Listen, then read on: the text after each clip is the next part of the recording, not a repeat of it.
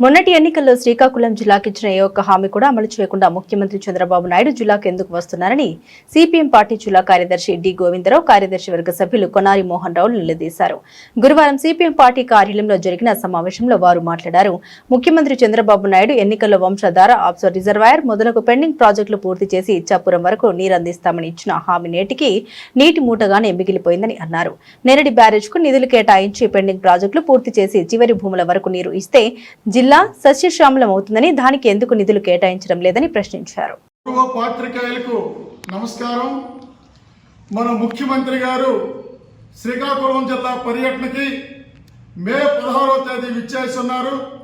ఆ విచ్చేసిన సందర్భంగా ఎన్నికల్లో వాగ్దానాలు ఇచ్చి 2 సంవత్సరాలు అయింది. జిల్లా ప్రజలకి ఏ ఒక్క వాగ్దానం కూడా అమలు జరగలేదు. ఎందుకు వాగ్దానాలు అమలు జరగలేదో రేపు బహిరంగ సభలో ప్రజలకు చెప్పాలని చెప్పి మేము ముఖ్యమంత్రి గారిని విజ్ఞప్తి చేస్తున్నాం.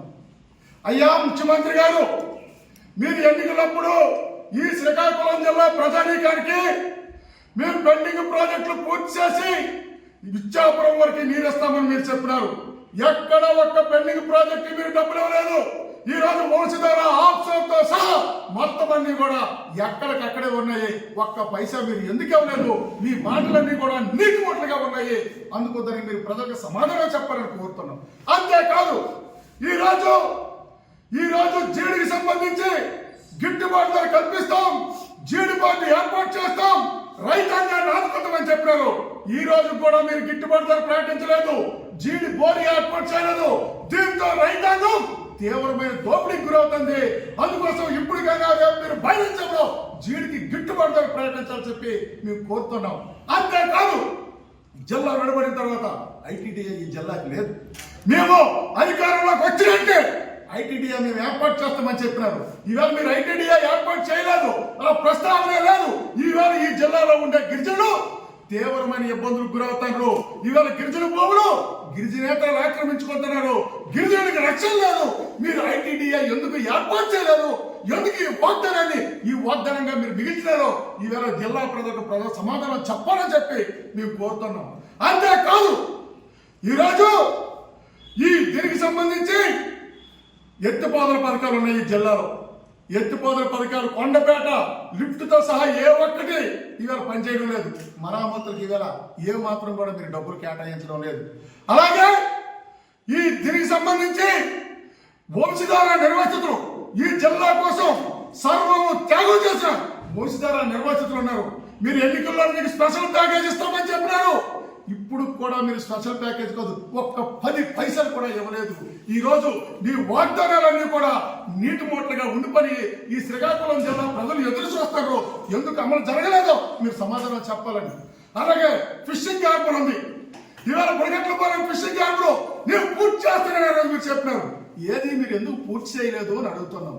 ఈ జిల్లాకు సంబంధించి మీరు ఇచ్చిన ఏ ఒక్క వాగ్దానం అమలు చేయలేదు. శ్రీకాకుళాన్ని సుందరంగా తీర్చిదిద్దామన్నారు, అండర్ గ్రౌండ్ డ్రైనేజ్ సిస్టమ్ అన్నారు. ఏది ఈవేళ అది లేకపోవడంతో నాగావరి నది కాలుష్యంలోకి వెళ్ళిపోయి ప్రజలు తాగునీరు కాకుండా మురికి నీరు తాగవలసిన దౌర్భాగ్య పరిస్థితి ఏర్పడింది. అంతేకాదు మీరు రిమ్స్ సూపర్ స్పెషాలిటీ హాస్పిటల్ చేస్తామని చెప్పినారు. రిమ్స్ సూపర్ స్పెషాలిటీ హాస్పిటల్ కాలేదు. ఇవాళ ఏ చిన్న వైద్యమైన ఇవాళ హార్ట్ అటాక్ వచ్చినా, అదేవిధంగా న్యూరాలజీకి సంబంధించి వచ్చినా, ఇవాళ పిడియాట్రిక్ ఆపరేషన్ సంబంధించి వచ్చినా ఇవాళ ఇచ్చాపురం నుంచి విశాఖపట్నం రిఫర్ చేయవలసిన దౌర్భాగ్య పరిస్థితి ఏర్పడింది. ఎందుకు ఆపటి రిమ్స్ ని మీరు సూపర్ స్పెషాలిటీ హాస్పిటల్ చేయలేరా అని అడుగుతున్నాం. కోడిరామూర్తి స్టేడియం మీరు 2019లో దాన్ని పగలగొట్టారు. దానికి ఒక పైసా కూడా మీరు ఇవ్వలేదే.